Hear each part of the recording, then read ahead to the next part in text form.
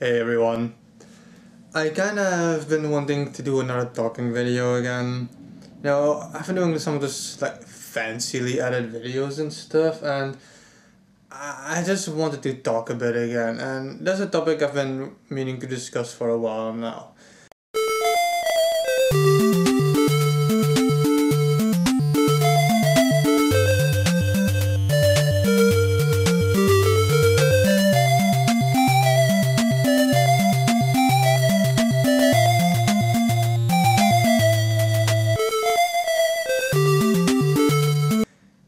A few things. I might be sniffling a lot, and doing that kind of stuff because my parents are on vacation, so they asked me to guard the cats at my place, and I'm not handling it that well, I guess, allergy-wise. So, and spring is starting again, which means hay fever, so it's everything at once. So, my apologies for that, but I can't change that. Then, I've been meaning to do several videos again. I have a metal update coming. I have a nice little pile here, which is still growing, but I haven't listened to every CD yet in that pile, and obviously, I want to be able to not just show you a cover and go, yo, here's this band, I didn't listen to the CD yet, even though most of them I already know them, but not per se those albums. Breathe. Then, the shit you're seeing in the background is the Monsters of Metal 8, I think, by Nuclear Blast, the double DVD Blu-ray edition, which I show in one of my older videos. Go look it up, you guys know how to do that shit. And I've been meaning to do a gaming related video, but I need eBay for that. And not only that, I need a specific auction to be up on eBay, which was there last week. It'll be there again pretty soon. I'm not worried about that, because I want to be able to back up what I'm gonna say with visuals and facts and all that shit, but the auction ended, so I need to wait for a new game to come on. It's gonna be a nice video, that. But now to this video. A lot of people, just in the metal community, show off what they have, and all that kind of stuff, and not a lot of people actually like nicely vlog. Just talk about their lives and shit, and that's what I wanted to do in this video. I wanted to tell you guys how I got into metal and how I became the dude I am today. Kinda. And there's three metal songs that made me who I am today. It's the allergies to speaking and shit. It's very annoying, but I'm not gonna wait with several months making videos just because of allergies and all that shit, because then I'll never be making videos again. Now, I was born and raised in the Netherlands until age 11, I think. Then I moved to France for 2.5 years. Then I went back to Holland again for several years, and now I'm living in France again. It's slightly important. Now, since I grew up when I was 12, 13 in France, the kids here grew up differently than they did in Holland. France has always been several years behind in that regard. And when I moved back to Holland, I was like a teen, I started out in my 14s, and I was bullied. I was bullied a lot, like not the kind of, kick me signs on the back, the actual physical punching daily, and it broke me, it really broke me. I was just this little geeky guy and shit, never really combed my hair and shit. I didn't care. Not that I comb my hair, well, I take care of it, but it's different with long hair. And it was mainly one dude, and this one dude made my life living hell. I honestly wish him dead. You know that thing when people say when shit happens to them, and they tell you, you wouldn't wish that upon your worst enemy. Those people clearly never had a worst enemy. That dude made my life fucking awful. And I wish him dead every day. And up until this day, I still hope he dies. He's a fucking asshole and he doesn't deserve to live. That being said, if I could travel back in time, I would not undo what happened. I would change how the events of my life went when it came to this person, but it doesn't matter. So this was one dude, and everybody joined in on the bullying because they feared him and they wanted to be part of whatever the fuck that was. Yet strangely, this dude didn't have a lot of real friends, and he actually, even though he was bullying me and making my life miserable, he still wanted to be my friend in some way. So obviously me, the little wee kid that I was back then, you know, I took every chance I got to try and get on his good side. And one day we went to his place. This is where song number 1 comes in. And he was into hardcore and all that shit. I'm not that much into hardcore. I prefer industrial, if you want to look at it like that. But we went to his place, and he put in a song. And that song was Wait and Bleed from Slipknot, from the self-titled album. This was in 1999. This album just came out. I was 15 then. I'm 30 now. I'm 30. Do I look like 30? So that was like 16 years ago. It was in 1999. Slipknot was released. Self-titled album. He put on Wait and Bleed. And that song just blew me away. First of all, he had this self-made subwoofer system which like tore the house down, literally. Like shit was falling from the walls, and it was surreal, the experience. But that song, it stuck with me a lot. It was very aggressive, you know. The older Slipknot is very more aggressive, and I'm gonna avoid this whole debate now, metal or not metal. Whether you like it or not, Slipknot is metal. I'm having this fucking debate with my fiance every single day almost. She considered it new metal, whatever the fuck that is. Still has metal in the title. It's metal. Doesn't matter. So we're keeping all of that genres, subgenres out of the discussion. It's not about that. And he put on Slipknot, Wait and Bleed. And that song, it like fucking snapped something in my head. The next day, I think, not the same day, the next day, but it was like 16 years ago, man. I went out to the music store and I bought it because it was brand new, so they still had it on the shelves. And I bought this one. This is still my copy from 1999. This thing is like 16 years old. It's very cool. It doesn't look super nice anymore. See that just because it's like a digibook kind of thingy. I fucking love this thing. I fucking love this CD. It's so awesome. I really miss that old, more scary kind of Slipknot. See the worse forward than backward. It's so fucking awesome. And I bought this one. He had another copy. He had like the intro to Scissors, I think it is. I can't think of the name on it, but yeah. And somehow, you know, because I was too afraid to hit people, and it's the dumbest reason ever. Not because I was afraid of getting hurt, I was actually afraid of hurting the other person. Considering my situation, that's fucking bullshit. That's why I say, you know, if I could relive that moment, oh shit, it would be different. I fought back once or twice, but shit always gets worse, you know, unless you really take it all away. And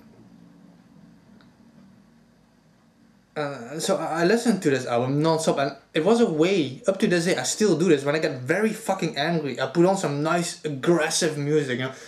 In general, I don't really like trashy metal, but I put it on, and it relaxes me. It honestly relaxes me, and it gets rid of that rage that I can't really get rid of. Then one day, we're gonna travel towards song number 2 now. One day, I couldn't take it anymore. I snapped in front of my parents. I like cried my eyes out. I was this little guy, you know, 15 years old, going on 16, and being bullied for 2.5 years straight, every day, getting beat up and shit, and horrible experience. And I snapped, and my parents got fucking angry with the school, because the school, obviously, they didn't do jack shit about it. I reported it, a few of my friends reported it. Nobody gave any crap, so they took me off school. I was together with one other dude who was bullied just as much as me, basically. A little bit less physically though, more mentally. And I you know, I was in the office, you know, this dude is being bullied too and all that stuff, and I went away. And they said, do you want to confront this dude? I was like, fuck no, I do not want to confront this asshole, you know, fuck off. And I left the school. Then I was at home for 2 or 3 months. And I lived in a very awesome neighborhood. From that moment on, you know, I went to 0 friends to having tons of friends all over the place. I started smoking back when I was 15, I think 15, you know, because I don't know, stress, whatever, you know, some of the people in my school smoked, and when you're standing with them and you smoke, and in the beginning, you know, you don't want to get beat up more. But I smoked and it actually relaxed me, it honestly relaxed me, so I picked it up. And there's 2 or 3 months where I was home after that school period. I was standing on the street and I was smoking, randomly smoking. This dude comes walking up to me, like, who lives in my street.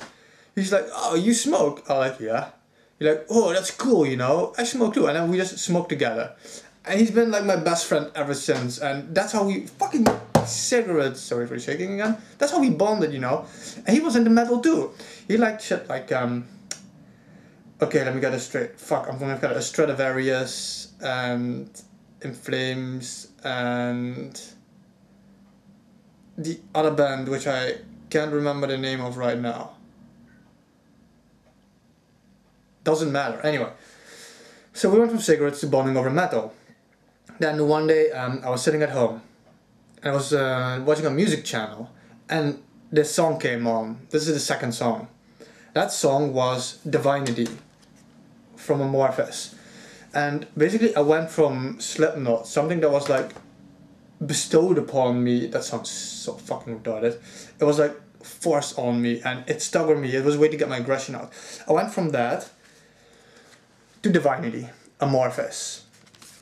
This is still my copy from back then, which I also bought at launch. I think this is also from, no, 99, that wasn't at launch, because it was, yeah, no, 99, yeah, it's also at launch then, because obviously I saw it in the store, because it was on TV. I went to the store, I bought it. Tuanela, very first album. I fucking, up to this day, one of the best metal bands there is. It is one of the best metal bands in my opinion. And Divinity, it like gave me a metal that was my own. Amorphis became something that I was, it represented me as in metal, you know. Slipknot got me into it. And I still love those guys. But Slipknot was, you know, put on me, and Amorphis is something I chose, and I fucking loved it. I got into it. I started buying the older shit, which is when I bought afterwards. When I bought anyway, Tales from the Thousand Lakes, which was basically Amorphis like Tuanela, but less folky and more aggressive with more growling and all that shit. And holy shit, this song gave me my direction. Like, yeah, you know, metal isn't just this thing society tells you, this noise and aggressiveness. Amorphis made metal actually beautiful in my eyes, in my ears I should say. That dude, one of my best friends, so he told me, like, "Oh, so you're off school now and stuff, then what are you gonna do?" Because I'm going to this and this school, and he suggested me, you know, "Come with me to my school." And I told my parents that, and they put me on that school. Best times of my life, I swear. When I started listening to Amorphis, I really became more metal, also on the outside. I started wearing black clothes. I bought this long, this long leather coat. I started letting my hair grow long, and by the time, a few months later, when I went to the New Year on that school, I was like as goth and metal as you could get, you know. And the first day, somebody tried bullying me again, just this time because of the way I was. And I was like, you know, fuck that shit, you know, I'm not gonna live that again. So I took the dude and I threw him on the table, that fucking asshole. He was in my class, that dick. And I threw him on the table. And he was laying there and he got up, he was like, "Yo, no, sorry, I'm sorry. Never had any problems again." That is what I mean with, when you get bullied, you fight back full force. You don't think about the other person, because trust me, they're not thinking about you. So I became all metal and shit. Now I'm going into song number 3. So we had Slipknot, then we went into Amorphis. And I had my own feeling, I listened to my own song. I started listening to more. My next door neighbor, he also smoked. He was a few years younger than me. And we bonded too over smoking, and he was also into metal. And he also always wore these corn shirts and all that shit. I'm not saying, you know, but and he let me listen to 2 songs. These are not those songs. Those songs were Entrance by Dimmu Borgir. Fucking love that song. That was holy shit, you know, that went darker than Slipknot, yet still as melodic as Amorphis. And the other song was Cradle of Filth, Her Ghost in the Fog, Her Ghost in the Fog. And I was like, this is my music, this is my fucking music. This dude is awesome, this dude standing here is fucking awesome. He's showing me all this metal, and that's what metal is supposed to be, you know. It's not like, oh, you're not listening to this band, you should be listening to this band. He was like, oh, you're listening to this song, what are you listening to? Yeah, you know. And we had some shit in common, like Nirvana. I'm not saying this metal, come on, really. But we had shit in common, like Nirvana and Slipknot. He fucking loved Slipknot as well. That's what we bonded over. And he showed me metal. And I showed him metal. I let him listen to Amorphis and all that stuff. And, whoa, air, man. And then, going into song number 3, there was a metal store close by to where we live. Well, close by, like 30 minutes by bike, 20 minutes by bike. And we went there a lot. You were still allowed to smoke inside then, and so the metal store was awesome. They had LPs, vinyls, they had CDs all over the place, weapons, and the basement was filled with band shirts and clothing, and so awesome. And we went there all the time. Mostly me and my next door neighbor, not the first friend who got me in the other school, this new guy. And we went there all the time, and I started going there myself all the time. You know, you just went in there, you listened to metal, you smoked a bit, you know, and such wonderful times. I swear, best times of my life, hands down. And one day the song was on, the 3rd song. It was on, it was playing, and I was like, what the fuck is this? This sounds fucking awesome. So I asked the guy, what is this song? And every time they played a song, or a CD I should say, I guess, they had it on the counter. And I was standing there. He goes, this is Stronghold. No, he didn't say that. He said, it's this. I pick up the CD, and I read. Yeah, I think I stepped on it once in a while. I was pretty sure this is still my same copy from then, which was also just out then. And it's so sad that I can't know I don't remember the date now. But it must have been also around 2000, 2001. Stronghold, I always think Stronghold, I always assume it's older than it actually is. But it was on. The album Stronghold. The band Stronghold in my head. He said, it's this. I look at it, Stronghold. It's the only thing on there. You know, I'm like, holy shit, you know, I go home. Such a mistake, I go home. I can't get this fucking song out of my head. I was like, what is this song? You know, I have to buy this album. I get money. Next day I go back to the store. Different album in there. I was like, holy fucking shit, you've got to be kidding me. I asked around, you guys, I look at the letter S in there, Stronghold. There's no band called Stronghold, nothing. And I asked the dude, you had this CD on yesterday, it was called, from a band called Stronghold. Nothing. I was so fucking angry with myself for not just going back that same day. I was so disappointed. I swear to God, for months, 2 to 3 months, every fucking day, I went back to that store. I looked everywhere. I looked all over the place in other stores and all that shit, but that was the only real metal store. We had some metal bars and cafes in the city, but yeah, you couldn't really like browse shit there every day. And then one day they have it again. I go back to the metal store after a few months. I look through the CDs, you know. I go through the CDs and I see it. Fuck! Stronghold, they have it again. Then I learned the album is not called Stronghold. The band is not called Stronghold. I mean, the album is called Stronghold. The band is called Summoning, but it doesn't say that anywhere on here. You see it in the inside, but you can't see that when you buy it because it's sealed. I don't care. This album is my most played album in my life. The song that was playing that day is Long Lost to Where No Pathway Goes. It's the second song.